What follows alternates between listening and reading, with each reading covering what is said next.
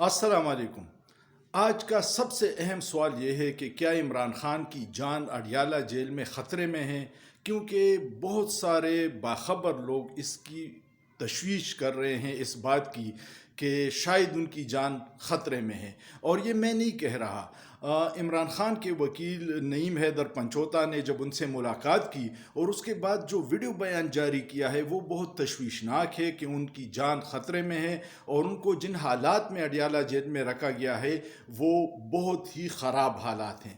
پھر اس کے بعد عمران خان کی وائف بشرا بی بی نے اسلام آباد ہائی کورٹ میں ایک درخواست دی ان کی جان کے تحفظ کے حوالے سے، اور اس پہ پہلے رجسٹرار نے اعتراضات لگائے تھے۔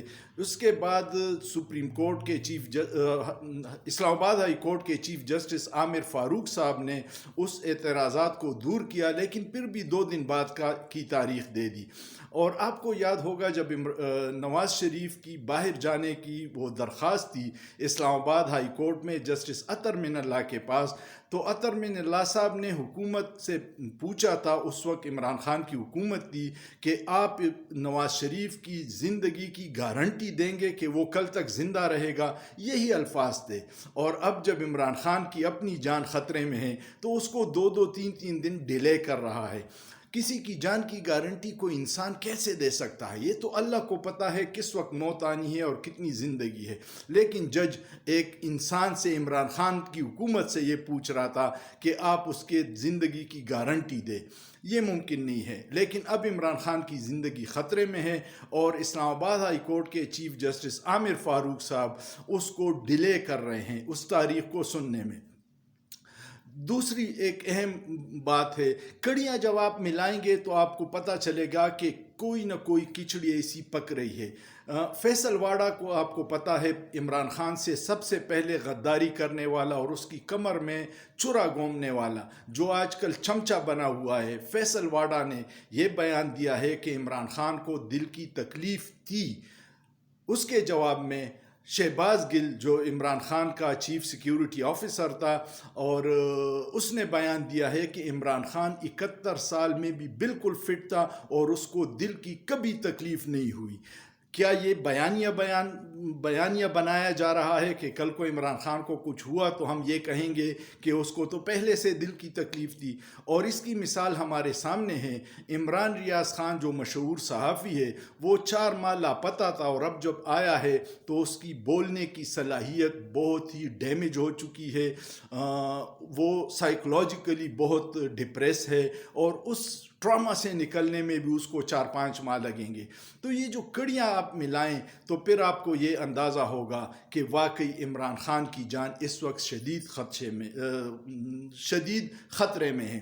اور جو سب سے تشویشناک بات ہے وہ یہ ہے کہ اس وقت 70% جو لیٹسٹ گیلپ سروے آیا ہے اس میں 70% عوام کا اعتماد صرف عمران خان پہ ہے، جس میں الیکشن کمیشن کی رپورٹ کے مطابق 5,60,00,000 نئے ایسے ووٹر ہیں جن کی عمر 18 سے 25 سال ہے، اور وہ 90% عمران خان کے حمایتی ہیں۔ اگر خدا نہ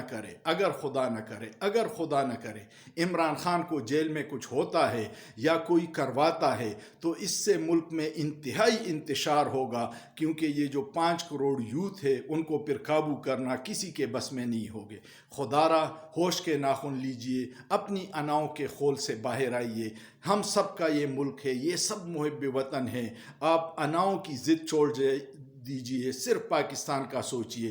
25 کروڑ عوام الیکشن نہ ہونے کی وجہ سے جس عذاب میں مبتلا ہے، مہنگائی، بے روزگاری کی، اس کا حل ایک ہی ہے کہ ہر پارٹی کو اور ہر لیڈر کو یکساں مواقع دیے جائے تاکہ وہ آئے اور الیکشن میں حصہ لے سکے۔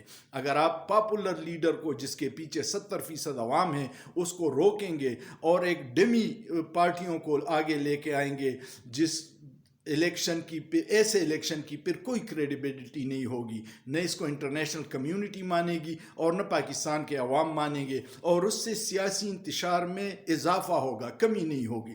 اور جب تک سیاسی استحکام نہیں ہوگا اس ملک کی معیشت ٹھیک نہیں ہو سکتی۔ کل ہی ورلڈ بینک کی رپورٹ آئی ہے کہ 2023 میں سب سے زیادہ قرضہ لینے والا ملک دنیا میں پاکستان ہے۔ اب ان قرضوں کو واپس بھی کرنا ہے۔ نگران حکومتیں ایسے سخت فیصلے نہیں کر سکتی. وہ عارضی آئی ہے، وہ ان کا صرف مینڈیٹ ہے الیکشن کروانا، لیکن وہ بھی الیکشن کروانے کے بجائے ہر وہ کام کر رہے ہیں، صرف الیکشن نہیں کروا رہے. تو عمران خان کی جان کو جو خطرہ ہے اس کا ہر محب وطن پاکستانی کو احساس ہے اور تشویش ہے. خدا را ہوش کے ناخن لیجیے اور پچھلی باتوں سے باہر نکل آئیے گا. آگے دیکھیے، آگے ایک روشن مستقبل ہمارا انتظار کر رہا ہے اگر ہم آج صحیح فیصلے کر لیں. پاکستان زندہ باد. لیکن سوچیے، سوچنا جرم نہیں ہے.